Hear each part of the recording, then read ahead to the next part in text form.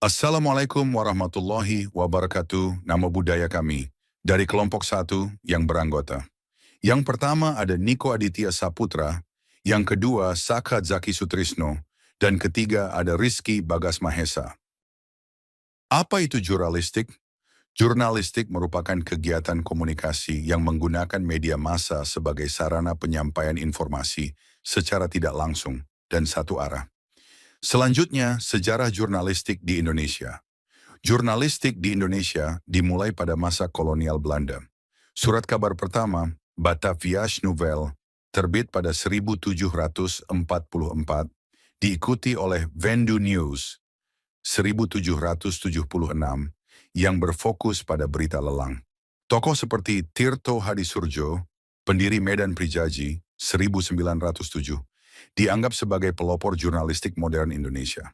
Pengertian jurnalistik menurut para ahli menurut F. Fraser Bourne, jurnalistik adalah segala bentuk yang membuat berita dan ulasan mengenai berita sampai pada kelompok pemerhati. Menurut Adi Negoro, jurnalistik adalah semacam kepandaian mengarang yang pokoknya memberi kabar pada masyarakat dengan selekas-lekasnya agar tersiar seluas-luasnya. Perkembangan teknologi jurnalistik.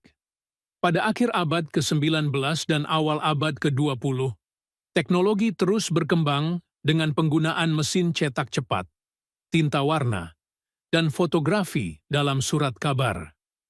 Era 1920-an ditandai dengan kemunculan radio sebagai pesaing media cetak, diikuti televisi pada 1950-an yang semakin mengubah pola konsumsi berita masyarakat.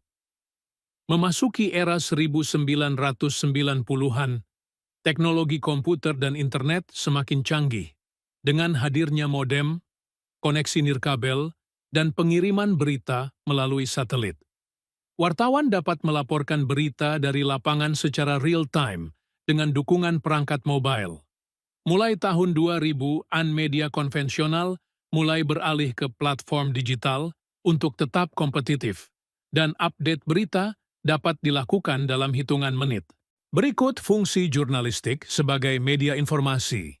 Pers bertugas memenuhi hak masyarakat untuk mengetahui peristiwa, fakta, dan informasi dengan menyampaikan berita yang akurat, benar, dan berimbang.